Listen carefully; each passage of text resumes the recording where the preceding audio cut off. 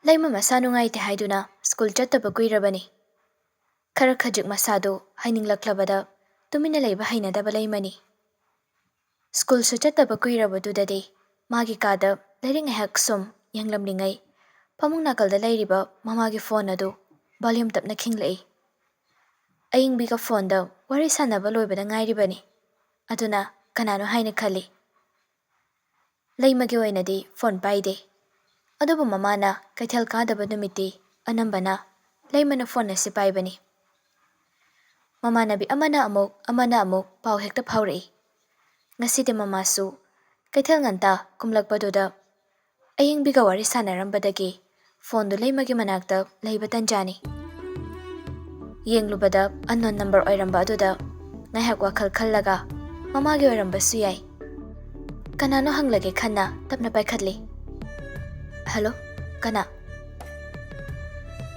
Khonjal tapna wahi ama phauba haidringai nungsina mingthol ama khakaloina duna kaurai.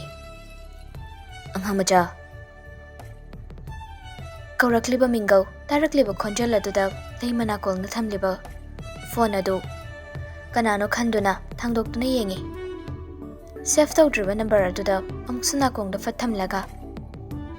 Kana ge angamachano. Number sisu save laiti. Imagi phone sidi aina hojagwai imhanabi ge wari sanabagi pai hobani. Number su save laiti soinari jala. Atay ahen bahirakta amukasu tapna kaurei. Angamacha leima. Oladara thamoy mikup asida. Nungsi machu sange thaurangliba mahakti. Thamoy maye lara dauribara. Natraga mami uba phangda mami samki dauribra. Amuksu chawthokjai wakhal adu thamoy amadi bali khangbana. Hainingloi amuksu thauna phana. Adubu karamba thamoybu oirigaba. Angang magi haibadumadi masu khangdri. Khenai khangi. Chahida natana wakhal pukningsu. Oiramgani. Chelakani angangi wakhal adumak. Khenabaduna nakalamaramda thamlaga thamoygi oiba nungsibaduni. Angang mangonda phongningliba asi. Haininglibasu. Taibong phamba kasida atawu phumdigum lairubana. Taibong lila yengminaba tabani. Ahangi mathauni akhang kanba. Angangi hauna sani ningai tawba. Ainida lana khanganuko. Kanano ai haibaba. Khangdraba. Khangdi kanano. Khonjel si mamangda takidabrane. Khangde tadri. Khangdabagi naina hangise. Khangadi ngasaidagi hangise hanga aroi. Kainu khangde. Phone tawraga senimani haiba kyamuk kairage. Haijabagi wani. Mangalsu sadekta haidokpadu khawtak jaribani. Laimagi magun kharadi mamangda thengnakrabani. Achamba araiba angang nate haibadu khangkrabani. Kumlapliga pakhum aduna sutakli. Aduna phat haibasu ngamdribani. Angang oijarabasu angang mandaba matang ama adum yawi ngangthorakpada khangi. Hainabalai takpabu kalabadi nungphawba tumi. Asa su thamlure manglan su manglure. Laichinda tinkhidawribra mangphawnaba ngamkhidana. Wahangdi hangning taiwanaba pakhumdi pamlude. Kaurakliba ahanbagi mingaw adudani. Kanano khangdabana wahangoina hanglakliba asi. Kanano phone tawraisibo miga onadabro ngasaidagi kaimta hangba sukhumde. Mina gawba sukhumdana. Adu kanano haiba. Aini. Hangbana ama khumbana ama. Fazana aduni adani haina hairaktaba adudadi leimadu machinkarakadawre. Adubo amuka tapthana hanglai. Adune kanano hangjarise. Number se phone sida save laitiye. Aduna kanano hangjabani. Aingonda lei. Aini haibani. Phagi dagi machinkarakle. Leima khon khara kalap makhataaraklami. Nangonda save lairasu aingonda laite haibani. Kanano hangbase hangbam thoktabro. Nasakta ingdriduna kaigino. Nangise khaigena phone se tawrairo. Ha. Chalo. Yam khainingagane kanadano makharuchu. ꯑꯁꯤ ꯍꯥꯏꯔꯝꯂꯒ ꯀꯣꯜꯗꯨ ꯐꯠ ꯀꯛꯈꯤ꯫ ꯃꯆꯤꯟꯗꯁꯨ ꯏꯁꯧꯒ ꯂꯣꯏꯅꯅ ꯁꯣꯜꯂꯤ꯫ ꯍꯨꯔꯥꯟꯕ ꯀꯅꯥꯅꯣ ꯈꯪꯗꯦꯃꯤ, ꯅꯠꯇ꯭ꯔꯒ ꯃꯥꯏꯗꯨ ꯏꯃꯥꯗꯒ ꯇꯧꯔꯛꯏ ꯖꯥꯠꯂꯣ? Number ꯈꯪꯉꯝꯃꯤꯁꯤꯅꯗꯤ ꯑꯗꯨ ꯑꯣꯏꯔꯁꯨ ꯑꯁ ꯑꯩꯅ ꯍꯥꯏꯗꯤ ꯁꯤꯅꯦ ꯃꯥꯏꯅꯦꯗꯣ ꯍꯥꯏꯕ ꯀꯩꯗꯧꯒꯦ ꯍꯥꯏꯕꯅꯤꯗ꯫ ꯑꯩꯅꯦ ꯍꯨꯔꯥꯟꯕ ꯑꯣꯏꯔꯝꯅꯤ, ꯐꯣꯟ ꯇꯧꯔꯛꯑꯒ ꯃꯁꯛ ꯃꯃꯤꯡ ꯇꯥꯛꯅꯤꯡꯗ꯭ꯔꯒ ꯑꯩꯅ ꯀꯣꯊꯗꯅ ꯋꯥꯔꯤꯒ ꯁꯥꯗꯅ ꯂꯩꯒꯗ꯭ꯔꯥ ꯍꯥꯏꯕꯅꯤꯗ, ꯅꯋꯥ ꯂꯧꯗꯦ꯫ ꯃꯉꯥꯜ ꯀꯣꯜꯗꯨ ꯑꯃꯨꯛꯀ ꯍꯟꯖꯤꯟꯅ ꯇꯧꯏ, ꯑꯗꯨꯕꯨ ꯀꯣꯜꯗꯨ ꯀꯛꯂꯛꯏ꯫ ꯍꯟꯖꯤꯟꯅ 4-5ꯔꯛ ꯇꯧꯔ ꯐꯥꯎꯕ ꯀꯣꯜꯗꯨ ꯑꯗꯨꯃꯛ ꯀꯛꯂꯛꯏ꯫ ꯃꯔꯥꯏꯕꯛꯇ ꯐꯣꯟ ꯑꯗꯨ ꯁꯨꯔꯒ ꯁꯣꯜꯂꯛꯏ꯫ ꯑꯩ ꯁꯣꯕ ꯀꯔꯤ ꯅꯨꯡꯒꯤ ꯑꯣꯏꯅꯒꯦ ꯈꯜꯂꯨꯔꯤꯅꯣ ꯁꯛꯈꯪꯅꯗ꯭ꯔꯤꯀꯥꯟꯁꯤꯗ? ꯅꯨꯡꯁꯤꯅꯕ ꯐꯥꯎꯕ ꯍꯧꯗ꯭ꯔꯤꯉꯩ ꯀꯥꯏꯅꯕꯅ ꯍꯥꯟꯕ ꯇꯥꯔꯦ ꯁ꯭ꯋꯥꯏ ꯃꯇꯥꯡꯁꯤ ꯌꯧꯔꯛꯑꯗꯤ꯫ ꯑꯩ ꯁꯣꯕ ꯑꯣꯟꯊꯣꯛꯄ ꯋꯥꯈꯜꯅꯤ, ꯀꯣꯜꯒꯁꯦ ꯐꯠ ꯀꯛꯈꯤ ꯍꯥꯏ ꯋꯥꯅꯤ, ꯋꯥꯒ ꯃꯈꯥ ꯇꯥꯕꯒ ꯅꯪꯗꯦ꯫ ꯄꯦꯜꯂꯕꯅꯤ, ꯃꯇꯥ ꯑꯃꯒꯤ ꯑꯉꯥꯡ ꯑꯣꯏꯅ ꯍꯦꯛ ꯇꯧꯔꯗꯅ꯫ ꯁꯤ ꯍꯥꯏꯔꯒ ꯀꯣꯜꯗꯨ ꯑꯃꯨꯛꯀ ꯇꯧꯒꯦ ꯇꯧꯏ, ꯑꯗꯨꯒ ꯆꯞ ꯂꯦꯞꯂꯒ ꯄꯥꯏꯁꯨ ꯄꯥꯏꯔꯛꯑꯔꯣꯏ, ꯕ꯭ꯂꯣꯛ ꯑꯃꯨꯛ ꯇꯧꯔꯛꯑꯗꯤ ꯃꯥꯡꯖꯔꯦ, ꯑꯩ ꯀꯣꯜꯒ ꯇꯧꯖꯔꯔꯣꯏꯗ, ꯑꯩꯒꯤ ꯂꯥꯏꯕꯛꯁꯦ ꯀꯩꯅꯣꯝꯅꯤ꯫ ꯑꯁꯤ ꯍꯥꯏꯗꯨꯅ ꯇꯦꯛꯁ ꯑꯣꯏꯅ ꯊꯥꯔꯒꯦ ꯈꯟꯅ ꯅꯝꯕꯔ ꯑꯗꯨ ꯋꯥꯆꯞ ꯄꯥꯏꯕ꯭ꯔꯥ ꯍꯥꯏꯅ ꯌꯦꯡꯉꯤ꯫ ꯇꯥꯟ ꯆꯥꯔꯤꯁꯨ ꯅꯝꯕꯔ ꯑꯗꯨꯁꯨ ꯋꯥꯆꯞ ꯍꯪꯂꯝꯃꯤ꯫ ꯋꯥꯆꯞꯇ ꯆꯪꯗꯨꯅ ꯅꯝꯕꯔ ꯑꯗꯨꯗ ꯇꯦꯛꯁ ꯑꯣꯏꯅ ꯏꯗꯨꯅ ꯊꯥꯅꯕ ꯇꯧꯔꯤ꯫ ꯂꯩꯃ, ꯑꯩꯅꯤ꯫ ꯅꯪꯅ ꯌꯥꯝ ꯈꯣꯏꯗꯥꯅ ꯍꯥꯏꯔꯝꯕ ꯋꯥꯍꯩ ꯈꯨꯗꯥꯡ ꯒꯥꯔꯤꯒꯤ ꯃꯍꯨꯠꯇ ꯍꯋꯥꯏ ꯆꯝꯕꯜ ꯍꯥꯏꯔꯝꯕꯗꯣ ꯅꯤꯡꯁꯤꯡꯂꯤꯕꯣ? ꯋꯥꯍꯩꯁꯦ ꯑꯩꯅ ꯈꯣꯏꯗꯥꯔꯨꯔꯦ, ꯑꯗꯨ ꯁꯥꯎꯒꯅꯨ꯫ ꯁꯤ ꯍꯥꯏꯒꯦꯅ ꯀꯣꯜ ꯇꯧꯔꯤꯉꯩ ꯀꯛꯄꯤꯕꯅ ꯍꯟꯈ꯭ꯔꯦ, ꯍꯟꯖꯤꯟꯅ ꯇꯧꯔꯁꯨ ꯑꯩꯒꯤ ꯀꯣꯜ ꯃꯤꯔꯥꯏꯕꯤꯔꯦ, ꯑꯉꯥꯡ ꯅꯪꯅ꯫ ꯁꯣꯝꯗꯁꯨ ꯂꯩꯃ ꯂꯥꯏꯔꯤꯛ ꯌꯦꯡꯖꯕꯒꯤ ꯋꯥꯅꯤ, ꯊꯑꯣꯏꯅ ꯄꯨꯛꯅꯤꯡ ꯂꯨꯞꯅ ꯌꯦꯡꯂꯨꯕ ꯅꯠꯇꯦ꯫ ꯁ꯭ꯀꯨꯜꯒ ꯆꯠꯇ꯭ꯔꯦ, ꯇꯧꯐꯝ ꯈꯪꯗꯦ ꯍꯥꯏꯗꯅ ꯑꯁꯨꯝ ꯌꯦꯡꯂꯝꯕꯅꯤ꯫ ꯉꯥꯏꯍꯥꯛ ꯄꯣꯊꯥꯒꯦ ꯈꯟ ꯐꯃꯨꯡꯗ ꯇꯞꯅ ꯃꯈꯣꯡ ꯁꯥꯡꯅ ꯇꯤꯡꯊꯣꯛꯂꯒ ꯍꯤꯞꯊꯔꯛꯄ ꯃꯄꯥ ꯆꯥꯅ ꯋꯥꯆꯞ ꯅꯣꯇꯤꯐꯤꯀꯦꯁꯟꯗ ꯂꯥꯛꯂꯤꯕ ꯃꯦꯁꯦꯖꯁꯨ ꯆꯪꯗꯨꯅ ꯌꯦꯡꯉꯤ꯫ ꯍꯧꯖꯤꯛꯀꯤ ꯁꯦꯐ ꯇꯧꯗꯕ ꯅꯝꯕꯔ ꯑꯗꯨ ꯑꯣꯏꯔꯝꯕꯗꯨꯗꯤ ꯌꯦꯡꯂꯛꯏ꯫ ꯁꯣꯝꯗꯁꯨ ꯊꯥꯈ꯭ꯔꯤꯕ ꯇꯦꯛꯁ ꯑꯗꯨ ꯁꯤꯟ ꯇꯧꯈ꯭ꯔꯦ, ꯃꯉꯥꯜꯁꯨ ꯈꯪꯉꯤ, ꯂꯩꯃꯁꯨ ꯈꯪꯂꯦ ꯀꯣꯜ ꯇꯧꯔꯛꯂꯝꯂꯤꯕ ꯃꯤꯁꯛ ꯑꯗꯨ ꯀꯅꯥꯅꯣ ꯍꯥꯏꯕꯗꯨ꯫ ꯇꯥꯏꯞ ꯇꯧꯗꯨꯅ ꯔꯤꯄ꯭ꯂꯥꯏ ꯄꯤꯅꯕ ꯍꯣꯠꯅꯩ꯫ ꯃꯉꯥꯜꯁꯨ ꯇꯥꯏꯄꯤꯡ ꯑꯗꯨꯕꯨ ꯎꯕꯗ ꯃꯥꯏꯊꯣꯡꯗꯨ ꯃꯃꯣꯟ ꯈꯖꯤꯛ ꯇꯧꯔꯛꯏ꯫ ꯍꯋꯥꯏ ꯆꯝꯕꯜꯅ ꯈꯨꯗꯥꯡꯗ ꯌꯥꯟꯕꯗꯣ ꯆꯥꯅꯅ ꯍꯦꯛ ꯄꯥꯝꯂꯨꯔ ꯋꯥ ꯑꯣꯏꯔꯦꯀꯣ꯫ ꯅꯝꯕꯔꯁꯤꯅ ꯀꯥꯏꯗꯒꯦ? ꯏꯇꯨꯡ ꯀꯣꯏꯅ ꯏꯟꯅꯕ ꯄꯦꯟꯗ꯭ꯔꯗꯅ ꯐꯣꯟꯗ ꯐꯥꯎꯕ ꯑꯉꯥꯎ ꯑꯐꯩ ꯃꯄꯥꯟ ꯊꯣꯛꯂꯛꯏꯅ꯫ ꯀꯩ ꯍꯥꯏꯅꯤꯡꯉꯤꯅꯣ? ꯅꯪꯒ ꯋꯥ ꯉꯥꯡꯅꯕꯒꯤ ꯑꯦꯅꯔꯖꯤꯒ ꯌꯥꯎꯖꯗꯦ, ꯅꯝꯕꯔ ꯂꯩꯔꯁꯨ ꯆꯥꯡ ꯑꯃꯗ ꯂꯩꯌꯨ, ꯅꯠꯇ꯭ꯔꯗꯤ ꯑꯩꯕꯨ ꯐꯠꯇꯦ ꯍꯥꯏꯕꯤꯔꯛꯀꯅꯨꯀꯣ꯫ ꯃꯉꯥꯜ ꯃꯥꯒꯤ ꯃꯦꯁꯦꯖ ꯑꯗꯨꯒꯤ ꯔꯤꯄ꯭ꯂꯥꯏꯅꯤ ꯈꯟ ꯍꯥꯊꯨꯅ ꯄꯥꯏ, ꯑꯗꯨꯕꯨ ꯊꯥꯔꯛꯂꯤꯕ ꯃꯦꯁꯦꯖꯇꯨ ꯎꯕꯗ ꯄꯥꯎꯈꯨꯝ ꯄꯤꯒꯗꯧꯕ ꯕꯤꯠ ꯌꯥꯎꯗ꯭ꯔꯦ꯫ ꯅꯝꯕꯔꯗꯨ ꯕ꯭ꯂꯣꯛ ꯑꯃꯨꯛ ꯇꯧꯁꯤꯟꯈ꯭ꯔꯕꯗꯤ ꯋꯥꯈꯜꯒ ꯄꯨꯡꯆꯥꯏ ꯆꯥꯏꯔꯅꯤ ꯈꯪꯉꯤ꯫ ꯃꯤꯍꯨꯜ ꯃꯇꯥ ꯑꯃꯅꯤ, ꯑꯗꯨꯅ ꯑꯔꯣꯏꯕ ꯑꯣꯏꯔꯁꯨ ꯋꯥꯐꯝ ꯈꯔ ꯍꯥꯏꯔꯝꯂꯒꯦ ꯍꯥꯏꯅ ꯄꯨꯛꯅꯤꯡꯗ ꯈꯜꯂꯛꯏ꯫ ꯂꯥꯟꯅ ꯂꯧꯒꯅꯨꯀꯣ, ꯅꯝꯕꯔꯁꯤ ꯉꯁꯥꯏ ꯁ꯭ꯀꯨꯜ ꯍꯜꯂꯛꯄꯗ ꯅꯃꯥꯟꯅꯕꯤꯁꯤꯡꯅ ꯄꯤꯔꯝꯕꯅꯤ, ꯅꯁꯥ ꯉꯝꯗꯦ ꯁ꯭ꯀꯨꯜ ꯀꯥꯔꯛꯇꯕ ꯅꯣꯡꯃ ꯅꯤꯅꯤ ꯁꯨꯔꯦ ꯍꯥꯏꯕꯗꯨꯗ ꯅꯨꯡꯉꯥꯏꯇꯕꯒꯤ ꯄꯥꯎꯁꯨꯝ ꯐꯥꯎꯔꯛꯄꯅꯤ, ꯀꯃꯥꯏꯅ ꯇꯧꯕꯅꯣ ꯍꯪꯒꯦ ꯈꯟꯅ꯫ ꯐꯔꯦ, ꯑꯗꯣ ꯁ꯭ꯋꯥꯏꯗꯗꯤ ꯀꯥꯔꯟ ꯇꯥꯔꯣꯏꯗ, ꯊꯦꯡꯅꯕ ꯃꯇꯝꯗ ꯑꯣꯏꯅ ꯇꯟꯖꯥꯗꯣ ꯉꯥꯏꯔꯒꯦ, ꯋꯥꯍꯪ ꯑꯃꯈꯛꯀꯤ ꯄꯥꯎꯈꯨꯝ ꯁꯦꯝ ꯁꯥꯕꯤꯌꯨ꯫ ꯂꯩꯃꯁꯨ ꯂꯥꯛꯂꯤꯕ ꯃꯦꯁꯦꯖ ꯑꯗꯨ ꯆꯪꯗꯨꯅ ꯌꯦꯡꯉꯤ꯫ ꯍꯥꯏꯔꯛꯂꯤꯕ ꯋꯥꯍꯩ ꯑꯗꯨꯗ ꯂꯩꯃ ꯅꯨꯄꯥ ꯑꯁꯤꯗ ꯁꯥꯎꯅꯤꯡꯗ꯭ꯔꯦ, ꯑꯗꯨꯒꯤ ꯑꯣꯟꯅ ꯇꯩꯅꯕꯗ ꯅꯝꯕꯔ ꯄꯤ ꯍꯥꯏꯔꯤꯕ ꯃꯃꯥꯟꯅꯕꯤꯁꯤꯡꯗ ꯑꯣꯏꯅ ꯁꯥꯎꯅꯤꯡꯂꯛꯂꯦ꯫ ꯀꯅꯥꯅꯣ ꯄꯤꯔꯤꯅꯣ ꯍꯥꯏꯕꯗꯨ ꯆꯞ ꯆꯥꯕ ꯈꯪꯗꯕꯅ ꯑꯁꯥꯎꯕ ꯑꯗꯨ ꯇꯩꯅꯐꯝ ꯈꯪꯗ꯭ꯔꯦ꯫ ꯊꯥꯔꯛꯂꯤꯕ ꯃꯦꯁꯦꯖ ꯑꯗꯨꯒꯤ ꯔꯤꯄ꯭ꯂꯥꯏ ꯍꯟꯒꯦ ꯈꯜꯂꯨꯗ꯭ꯔꯦ꯫ ꯀꯣꯜ ꯂꯤꯁꯇ ꯆꯪꯂꯒ ꯍꯧꯖꯤꯛꯇ ꯇꯧꯔꯛꯂꯝꯕ ꯅꯝꯕꯔ ꯑꯗꯨ ꯐꯠ ꯀꯛꯊꯠꯂꯤ꯫ ꯑꯃꯨꯛꯁꯨ ꯋꯥꯆꯦꯞꯀꯤ ꯆꯦꯠ ꯑꯗꯨ ꯄꯨꯂꯞ ꯗꯤꯂꯦꯠ ꯇꯧꯈꯤ꯫ ꯁꯥꯎꯅ ꯃꯇꯣꯝꯇ ꯁꯣꯜꯂꯤ꯫ ꯃꯁꯤ ꯅꯨꯄꯥꯁꯦ ꯑꯉꯥꯡꯁꯨ ꯅꯠꯇꯦ, ꯑꯍꯟꯁꯨ ꯐꯅ ꯑꯣꯏꯔꯦ, ꯃꯀꯣꯛ ꯆꯥꯛꯄ ꯃꯤꯑꯣꯏ ꯖꯥꯠꯂꯣ? ꯃꯥ ꯈꯜꯂꯤꯁꯤ ꯀꯩꯅꯣ ꯍꯥꯏꯕꯅꯤꯗ, ꯇꯁꯦꯡꯅ ꯑꯉꯥꯎꯕ ꯍꯥꯏꯕꯗꯨ ꯑꯣꯏꯔ ꯖꯥꯠꯂꯣ? ꯈꯔ ꯑꯉꯥꯡ ꯑꯩꯈꯣꯏ ꯂꯣꯟ ꯀꯣꯏꯔꯝꯃꯗꯤꯕ ꯑꯩꯒꯤ ꯐꯖꯕ ꯋꯥꯍꯩꯁꯦ ꯇꯧꯗꯧꯅꯤ꯫ ꯃꯥ ꯑꯩꯅ ꯈꯔ ꯑꯍꯟ ꯑꯣꯏ ꯍꯥꯏꯗꯅ ꯋꯥꯁꯦ ꯀꯟꯅ ꯍꯥꯏꯕꯤꯗꯕꯅꯦꯕ, ꯃꯇꯨꯡ ꯀꯥꯔꯟꯒ ꯇꯧꯔꯣ, ꯂꯨꯋꯥꯡ ꯂꯩꯃ ꯑꯩꯒꯤ ꯏꯒꯨꯟ ꯈꯪꯍꯟꯒꯗꯧꯕꯅꯤ ꯌꯦꯡꯉꯣ꯫ ꯑꯁꯤ ꯍꯥꯏꯔꯒ ꯂꯩꯃ ꯄꯩꯊꯣꯛꯇꯨꯅ ꯁꯦꯀꯦꯟ ꯈꯔ ꯂꯩ, ꯃꯗꯨꯒꯤ ꯃꯇꯨꯡ ꯋꯥꯈꯜ ꯑꯃꯨꯛ ꯈꯟꯕ ꯍꯧꯔꯛꯏ꯫ ꯀꯅꯥꯅ ꯍꯩꯄꯥ ꯁꯥꯗꯅ ꯑꯩꯒꯤ ꯅꯝꯕꯔꯁꯦ ꯄꯤꯔꯝꯃꯤꯅꯣ ꯍꯥꯏꯕꯅꯤꯗ, ꯀꯅꯥꯅꯣ ꯀꯔꯤꯅꯣꯁꯨ ꯈꯪꯗꯕ ꯃꯤꯁꯤꯗ ꯑꯩꯅ ꯉꯥꯎꯋꯦ ꯈꯜꯂꯨꯕ ꯍꯅꯨꯕꯁꯤꯗ ꯃꯣꯏꯅ ꯍꯦꯟꯅ ꯃꯀꯣꯛ ꯂꯩꯈꯠꯈꯩ ꯉꯥꯎꯈ꯭ꯔꯦꯅꯦ ꯀꯩꯗꯧꯒꯦ ꯌꯦꯡꯉꯣ ꯑꯩꯅ ꯅꯝꯕꯔ ꯄꯤꯔꯝꯂꯤꯕ ꯅꯣꯏꯁꯨ ꯑꯝꯇ ꯂꯦꯝꯅ ꯊꯥꯔꯣꯏꯗꯝꯅꯤ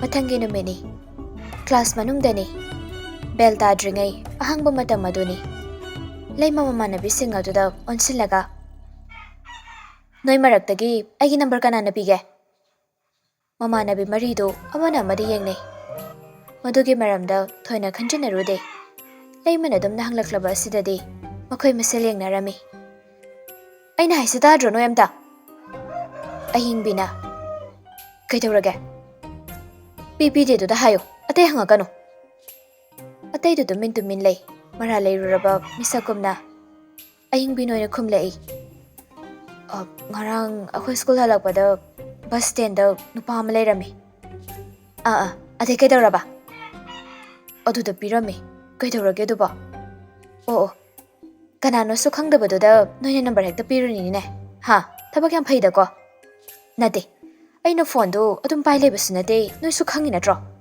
ꯇꯝꯆꯧ ꯇꯝꯆꯥꯒꯅ ꯃꯣꯏꯅ ꯄꯥꯏꯔꯤꯉꯩ ꯇꯟꯖꯥꯗ ꯑꯣꯏꯔꯝꯃꯗꯤ ꯑꯩ ꯀꯃꯥꯏꯅ ꯇꯧꯗꯣꯔꯤꯒꯦ ꯍꯥꯏꯕ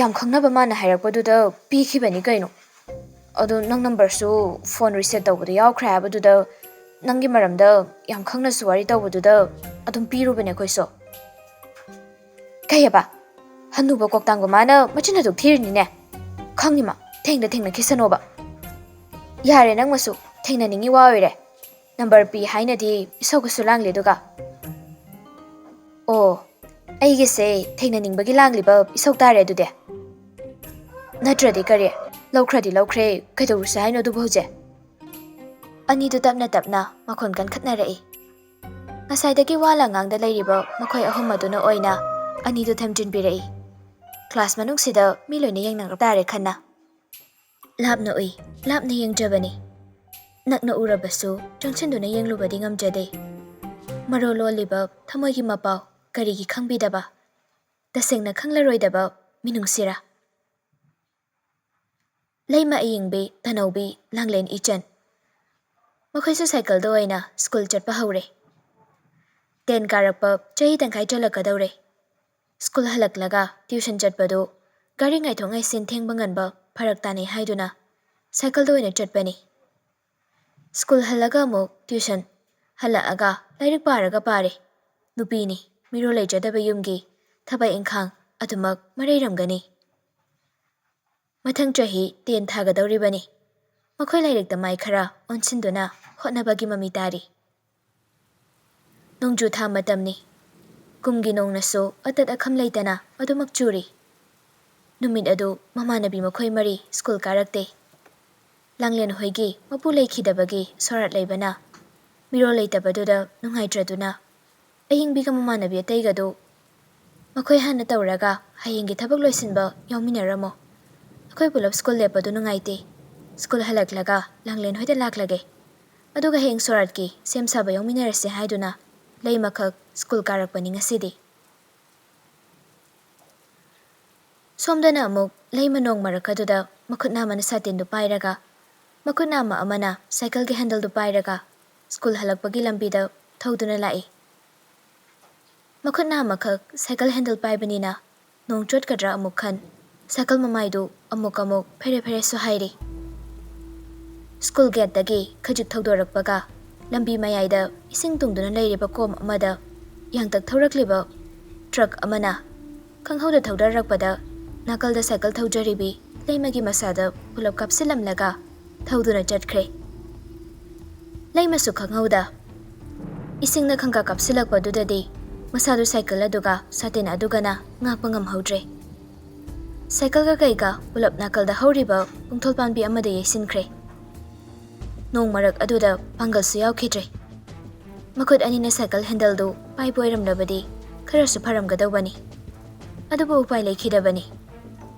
ꯁꯥꯏꯀꯜꯗꯨ ꯇꯨꯁꯤꯟꯗꯨꯅ ꯌꯩꯁꯤꯟꯈꯤꯕ ꯑꯗꯨꯗ ꯑꯅꯛꯄꯗ ꯂꯩꯔꯝꯕ ꯃꯤ ꯈꯔꯁꯨ ꯆꯦꯟꯁꯤꯟꯅꯔꯛꯏ ꯇꯨꯗꯨꯅ ꯂꯩꯔꯤꯕ ꯁꯥꯏꯀꯜ ꯑꯗꯨ ꯑꯃ ꯆꯦꯟꯁꯤꯜꯂꯛꯇꯨꯅ ꯍꯧꯒꯠꯄꯤꯔꯛꯏ ꯂꯩꯃꯁꯨ ꯅꯣꯡ ꯆꯨꯈꯤꯕꯒꯤ ꯂꯩꯈꯣꯝ ꯂꯩꯅꯥꯡ ꯃꯔꯛ ꯑꯗꯨꯗ ꯁꯨꯒꯠꯇꯨꯅ ꯍꯧꯒꯠꯂꯛꯅꯕ ꯍꯣꯠꯅꯔꯛꯏ ꯂꯥꯞꯇꯛ ꯏꯟꯅꯔꯛꯄ ꯃꯥꯁꯨ ꯅꯣꯡ ꯃꯔꯛ ꯑꯗꯨꯗ ꯂꯩꯃꯒꯤ ꯃꯇꯧꯒꯨꯝ cycle thauduna moli moli inarakpani. Leimana cycle dumaga tusinkiba duda masana thaurakliba cycle adudagi kumtharaga panthadana leimagi manaktamna chensilai. Manakta leirambi nupi ama jangsilaktuna ibema sokro nupa amana amuk cycle sidi thauba yadaw mandrane mamangi ring siso loina khoire tawrise kaya thina tusilarabano pikraba lambi sida thawriba gari mayam sisoba hakmalabani lambi sina khara samjinbiradi phaba school gi satru satri suti matamni mayam su chatli khanglibani henmali gyan tamandi mi singse luang le madi hainari ba singa do ta khidre makhongdagi China do khangna bahotna bada tanja do da nupa mapa khana chensilaklaga luang le magi makhutna chena paisiliba makhonga do da tapna paibi rai leima phamliba leimai adu dagi haugatte nongsu tapli tapli lepalai da churi changa mada leimana China khangduna mamitagi mapi tarakliba do kana amanu urudre nonglakadu da nonglik khoiraboi ningkhiduna mangal sana mahaknadi leimagi maithongda tariba nonglik maga pangka koiriba pirang adubo manung phauna urure leima China aduna henman khibana manakta kana kana le yenglude makhongda nupa amana thenglakpa aduda pachingsili manak nakna leirabasu kanano khangde nontharakpada tupi aduna khanjin khibada adubu khanglabagom leimagi mataw aduda mangal sanasu luang leimadi yengkhalai aduga tapna hairei yamna bro Doctor Chanaba tausi yamna radi leima peri peri makhona makhongdo paisinduna dumakle jangsinduna luang leima bahugat pirei nupi amana ibunga yaradrane yarni daima khoy angangni aiga jamina khrage leima mangalda phatheng lai khangi yenglakhlibagi maram mangalna su adubu sinarude nupi adusu tamna muka phare phare noy angang singoi radi nung siga sida sum leradi masadu na batare leimada mok onsilaklaga bema nang bayara dro noy ibung siga jamina khiba harise leimasu ika tawduna lei khumbam khangda mangal nupi du onsilaga yarni demo cycle si sawe nakpada adum thambiramo kona lobu lakjarage leima hogalakpada China aduna chatpa ngamdre mangalna makhut chambiduna chatlabasu magi pangal thokdre China aduna henman khibana mangal mataw aduda karisu hairamda leima bu pungkhatlaga lambi mate kamalai leima khangboi lakboi mangalgi makhutto nanthokna batawi mangal leima di yenglaga tumilei ko mayam mangsida aibu chomna bisilakano narido tuminana ahen bai ke sukhairoi leima wa makha samthagi je lambi mataida hondok piramlaba mangal gi cycle manak tu da changlei cycle sida tongak pa yagadro yaroi da boira kana arakpa gari ma pharaga hospital da chaludoini yani gari do pharaga ai tumda dum hanjaki ge angang macha dharma leitaba wangang kanu soklaba narake laklaba tanja siphawa nabuk to khara phodokpadi phabani aduk phatana sugano ai kaimta thoina khaluba leite arakpa gari amta phabiyo ai adom matang yam chadi angang nangi wado marai dawgano cycle se tongba ngamni ngamoido adu kha khayo as kainu pano nangba as kaya ngano nangba ningai dukan basibo ha marai dom to du kaigino lo cycle se tongo mayam dane khoi angang ni na hairamini pakhangi chat angang nangna tahan gena khalagano numita khibana hanjani ko namdana cycle da ani do lakminaduna thauba haurakle leimasu China aduga mangalgi ngasai gi mataw sing aduga waga makha tadana marai gi yetki khaludre ayu haiba phawba kawkhrabani kaisuk thoidokna ahenba soklamdaba aduda mangal su leimabu thongal phawba thinbiramlaga chalamdai da hairami tamni anga chaluko lambi sisu yam nale gyantana phajana potharuro Chena kholi kasu thoidokpa tawba nate ai chalage ko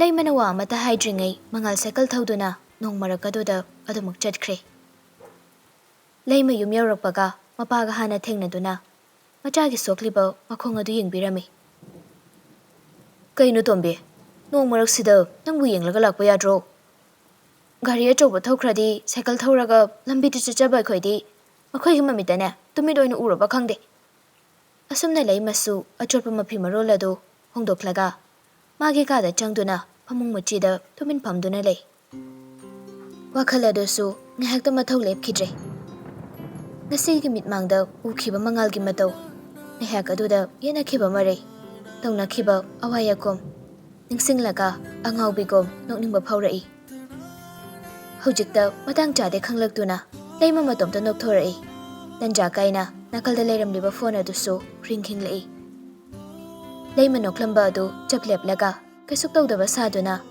phone adu lawduna tamna paikhatli hello ahingbina kaino hajpa school halaktriba swar phawba son buloi dawre nang kai dawrige haying swara to ngasi loiramani khangi thabak loisilak dawre kai dawrige habani school halaldi koklak pagi dawge kai dawri no habani da aina somda ati heka yawri sidi nang khangamoine kai dawrba kai ati akaino cycle ti abo kai teino as ayingbi makhatare kaino habani leima ayingbida school halakbada thokhiba wari singadu tamami adudi kamai tawrage ti abo kemling biyadrabo ai lawro hoje yaharani halakpada lambi thoyena doctor da changami China kholni hairi as ahidi pakhalure dana adu kanano nang thinbira mi ba nangna tawrido aiga chasisu yadene natom tem chaningi school do adu bura kaino khon ga sitap tai nau tharaga mari ga kolaga adu buro kaina hainare